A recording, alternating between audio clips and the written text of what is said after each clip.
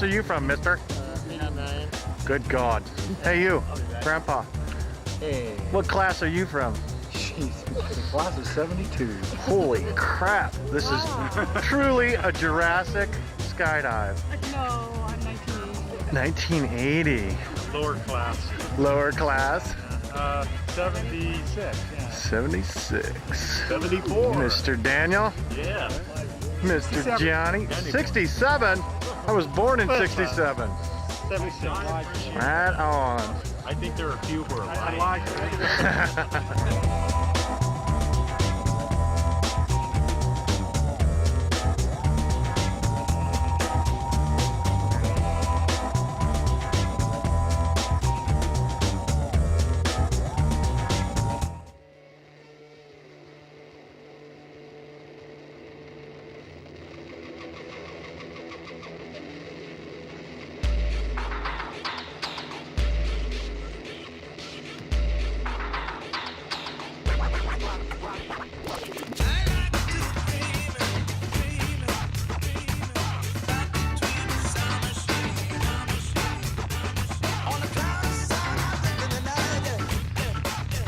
I had what's called a pack closure, and I had to fire around reserve at high speed. The reserve banged open under 1,000, and when it banged out, my main fell out and opened up and started flying around my round reserve, and I had to cut it away.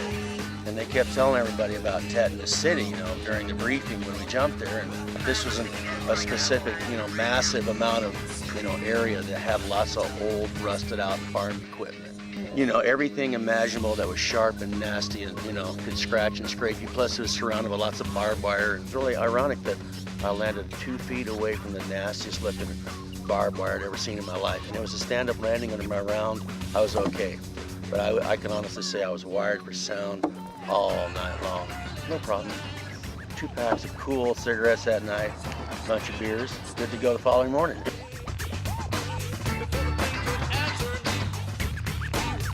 Being a survivor, quite simply put. I started skydiving. You had to want to skydive and pay the dues, you know, pay the price to the static lines. Nowadays, skydiving is becoming more instant tea, add water. Just show up to your local drop zone and you get your 15,000 feet and automatic, you know, activation devices and AFF instructors. I think the training, the aircraft altitude, everything is just so much 200-300% better than it ever was. And still, as the equipment got better, the drop zones got better, people got more stupid. But now it's hook turn. The fatalities I'm seeing still bother me. The numbers should have gone down a long time ago because they eliminated a lot of the major causes of fatalities. So people just got more stupid as the equipment got better, so it's frustrating. Still a rush. There's still a rush, and I get a rush off the jumps, and I get a rush off the people I jump with. It doesn't go away. It just keeps getting better, more interesting, more scary. This is the bottom line. It's really cool going to work on a Monday morning. I am the only one at that plant I know of that can close 8-pin better on a high-speed free-falling start formation. The chicks look at me and they know I did more than just, you know, go to the mall. And what did you do on your day off? It makes me feel like I've still got what it takes for the women.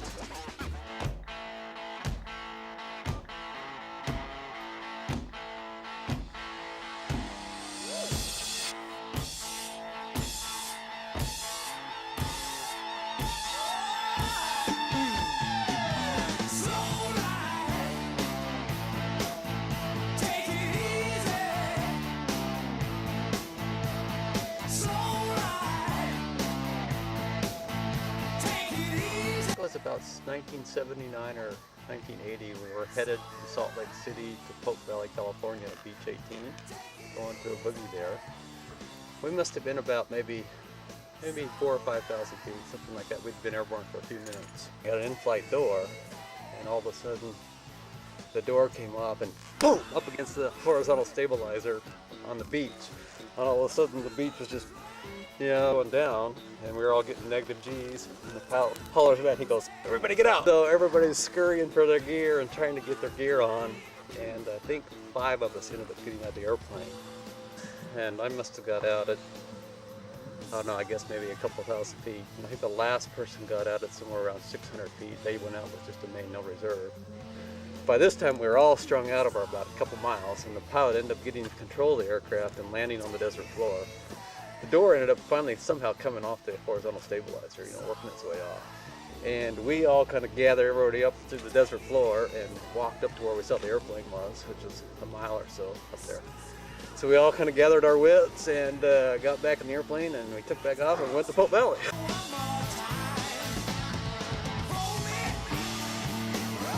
There's lots of them, but if I had to probably pick one, it would be probably the 100-weight jewel.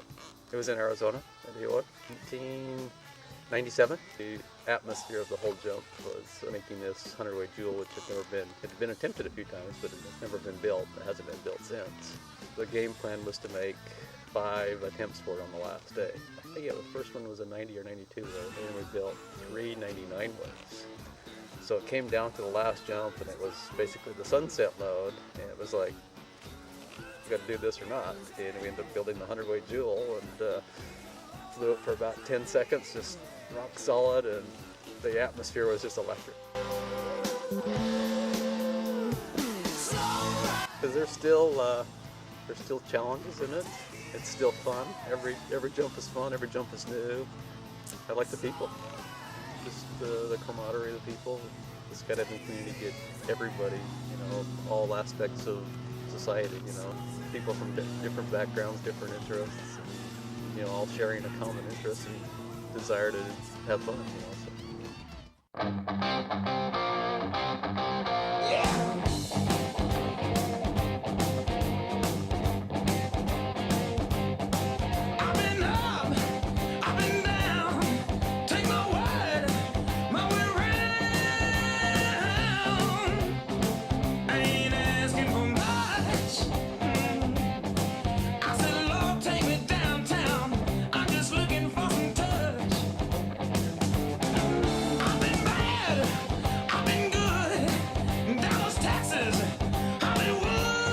Size of the jumpsuits, way different. And the other thing is just the fact that skydiving isn't a cover for drug running anymore. It's not, it's a legitimate business, and I like that. Oh, it was just like a couple of weeks ago. Yeah. Under the dackle? No. Oh, no. I had a pilot chute in tow, and I knew it was in tow, and I was trying to knock it out with my elbow. When I knocked it out, I finally got it out.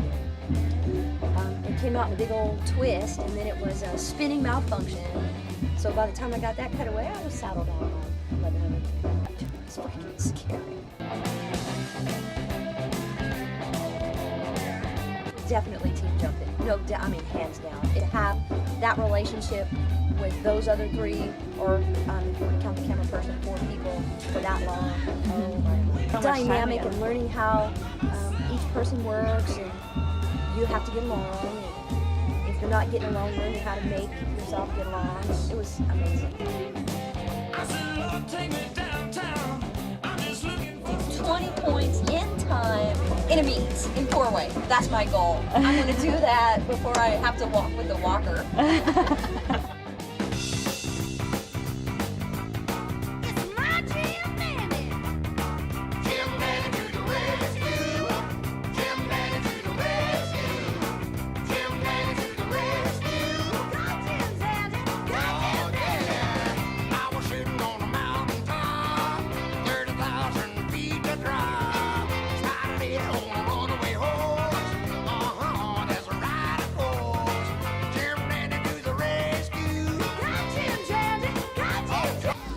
From a 182 static line, military surplus gear with a belly mat reserve, I'm scared to death. And when my jump master looked at me and said, "Go," I looked back at him and said, "Who, me?" And I climbed out and I hung from I stood on the step, hung onto the strut, and he said, "Go," and I left the airplane and closed my eyes. And when I opened my eyes, I was under this big round green parachute. It was really quiet. Team jumping, of course. The Arizona challenges, of course, are right up there. Mission Impossible. The AFS I did over the years. The knowledge I can pass on to other people, watching people learn.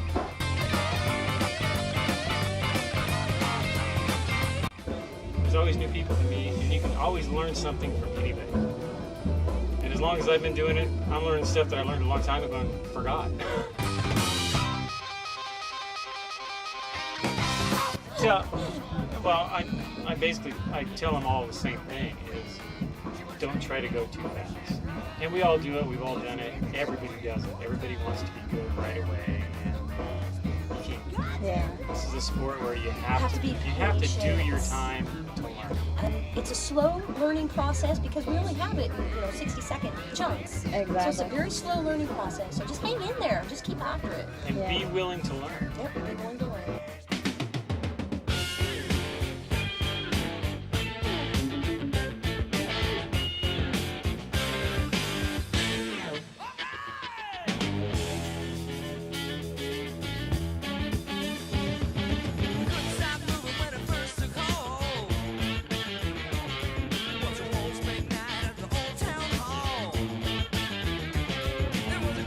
Well, the first jumps were from 28 or 2,900 feet, and then you moved up, 500 feet at a time or so, and you had to be cleared to jump beyond 3,500 feet. When you got off student status, and off student status meant you were cleared to do a 30-second delay, and 30 seconds was full too. You got 7,500 feet, it was full altitude. Because yeah, we had a de Havilland Beaver, and you could get 8 people to 7,500 feet in 45 minutes. We were hot, all jammed in there like sardines. Basically, really, we actually had to have someone help them jam the last person in the airplane. Half of us had gut gear on, and paracommanders for names, and super pros, 28-foot double L, 24-foot flat circular gut mount reserve, style masters, and all those things that no longer exist. And none of us wore seatbelts in those days. It wasn't a deal. It's amazing we lived. God, those were the days. One I'm most proud of probably is my AFF rating. Another one that I'm really proud of is filming the 60-way, the Northwest Record Way here at Skydive, Oregon. Actually, I like to say I got chosen for that, but I was on the bench because I was supposed to be in the skydive, and I got axed, and then the other cameraman didn't show up. So I was able to swoop that slot just because I was the only guy here that had gear that worked. It was a lot of fun to do, and it worked out pretty good. I was jumping at Ralph's with a bunch of people in the aircraft I was spotting, and I put my ex-wife out over the trees, and she landed in the trees, cursed and screamed for 2 hours until we could get her down. It was just hilarious. Yeah, I wonder that's why she's my ex-wife now.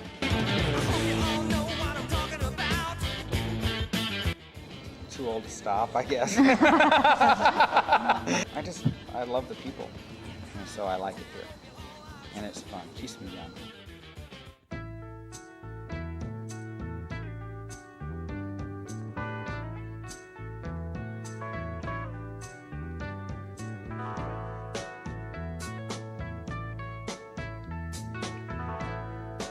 Love is but a song we sing, feels the way we die. It's snippets, it's little pieces of different jumps that become like this whole patchwork quilt of, oh wow, I remember when. The beauty of seeing, kneeling in the door, spotting for an 8-lane highway, which was closed for parade, kneeling in that door and looking in front of you and seeing O'Hare Airport, world records over Thailand jumps, the visuals coming out of a C-130 on the tailgate, and track off with all these people over the Perfume River in North Thailand. Demo into the Playboy Club in Lake Geneva, Wisconsin, where there was only girl on the load, and they're trying to talk me into wearing a bunny outfit. When I jumped with my dad, and he pinned me on my first 2-way, and then when I put my brother out and pinned him on his first 2-way, my dad came in third. And just recently, jumping with Pat Works. He's an icon of the sport, and we're lucky to have him. That man's been around in my life forever, long before I started jumping, and to just go up and jump and play and laugh with a Pat Works, that little snippet fits in the patchwork quilt. For us at least. World records, I'm doing world record attempts. It's the attempts. Actually, once you get the record, it's kind of like, well, that's cool, but it was the stuff up to it. I mean, I've done a number of charitable events. And Jump for the Cause is a pretty public one. Little jumps that we did for, in Chicago, they call it the Neediest Children's Fund. It was founded by the same people as Brian Piccolo. Some of the best accomplishments are not even, they're not records, they're not charitable contributions. They're when you're across from a student who's been struggling. When you can let go of somebody and you fly around the front of them and they realize they have no training wheels and the lights go on and they're looking at you in free fall and you know they got it. Or when you see some of your graduates, how many years later and off they're doing stuff and they're having huge successes and you know that you helped them. You helped them get there. And it feels good. The teaching accomplishments I think are probably, I think they're one of the best. To share your knowledge, share your enthusiasm, share your love for this world with other people. Teach. And it doesn't mean you have to be an AFF instructor. It doesn't mean you have to be a coach. You can help and you can teach people in a lot of different ways, and I think you'll find that you get back way more than you give. Way, way, way more.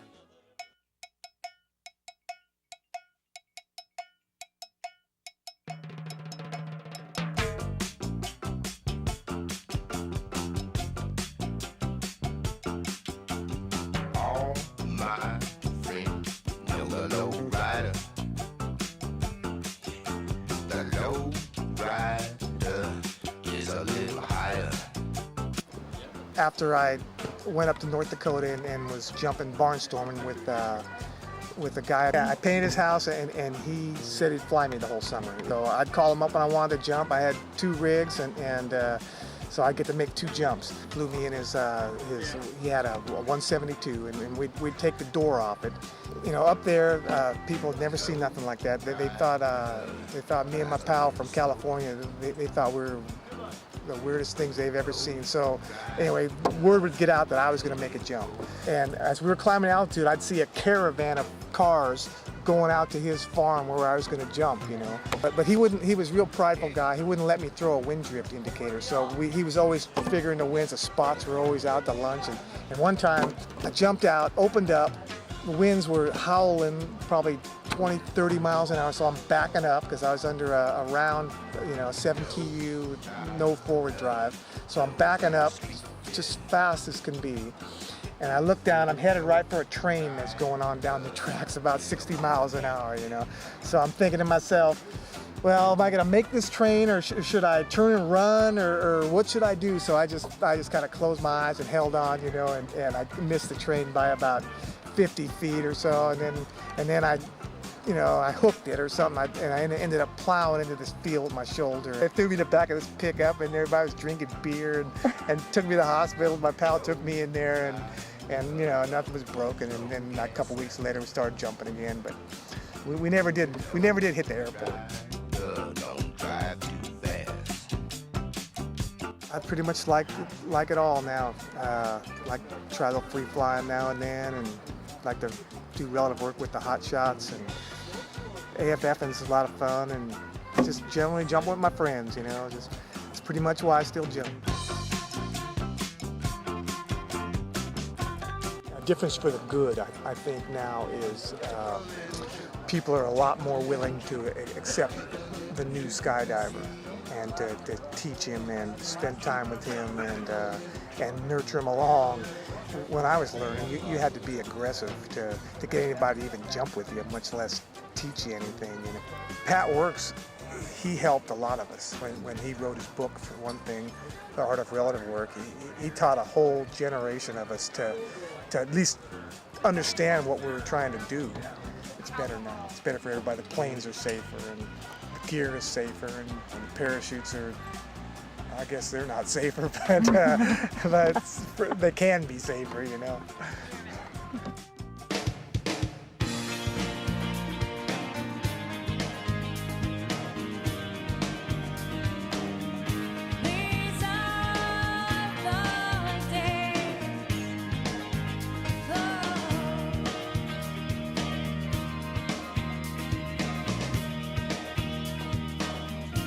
Say probably when I was jumping camera, doing camera work when they were doing the world record crew stuff. Really exciting. We were at Nationals. We had a couple of twin otters and a Hilo stallion. Norman Kent was filming with me, Gus Wing. National Geographic was actually paying for it. So those guys were doing the beauty shots, and I was doing the documentary shot of being right behind the formation to catch everybody docking. So I was kind of the boring slot, but people are flying in all around me, and I'm hoping I don't get hit. That was pretty incredible watching Norman jump. He had his camera, he had a big 16mm he carried in a chest pouch. He had his canopy hooked up sideways so that he was literally shooting out through the side of his risers while it's flying this way. He'd pull it out and start shooting and all, and of course, if you guys, anybody knows Norman, he's got kind of a gimpy hand, so it was very impressive watching him work. He's pretty cool. I would say getting some problem students through the AFF program when everybody's ready to give up on them. And you say, okay, we're just going to try one more jump, and you just work with them for some hours on the ground, and you go up and just get them to relax, and all of a sudden they feel the handle and just start performing. And it just feels really good knowing you did that. And look down the airplane sometimes, and I see people on there that we were all ready to give up on. I mean, Blake scared the heck out of us when Blake was learning to go through this, if you can believe it. And we all figured he was going to kill himself before he had 40 jumps. But yeah, when you get somebody that really gets through and succeeds and does really well, it's really pretty cool. Equipment is so much simpler and so much more reliable. I mean, just the cutaway procedures. You got one handle, you look down, you reach it, you pull it, and your chute's gone. And you know, what I had to learn on was a cape well system. You really had to open the covers, put your thumbs in the rings, pull the rings that released it. You had to pull the reserve handle on your chest, but it didn't have a pilot chute, so you had to pound on it until it came out. And then you had these big gnarly things that you just cut away from that you had to cover with both hands before the reserve hit them and got all torn up. I kind of wish everybody had to make one jump on a round parachute, and they realized how nice square parachutes are and how easy they land, how you can fly just about anywhere you want within reason and get back to the airport. With the round parachutes, you couldn't do that. You really had to be very careful spotting, very careful to wind. So we had a wind drift indicator. You'd throw it out at opening altitude at about 2,800 feet. And you'd watch it go down and see how far it drifted from where you threw it, and then kind of figure from there where it was you were supposed to get out of the airplane so that you'd open it and you'd make it back. But people today really don't think too much about that. Camera flyers today are just so far advanced. I mean, the digital cameras look so good. These guys are just flying so incredible, whether it's upside down or on their side or what. You know, it's just, I mean, it's a young kid's thing. I could never even think of keeping up anymore. I'm just so impressed with the guys surfing the canopies in. And that is just mind-boggling to me that they're coming in so fast, and all they have to do is screw up like 3 inches, and that's 3 inches they're in the ground, you know, and it just impresses me so much how athletic they are, both mentally and physically, to make these calculations so incredibly fast, these little minute adjustments in their harness and all to make it all work. And it's just, you know, if you think of it in terms of an athletic feat, they're just absolutely incredible. It's very impressive to watch. Many times as I can.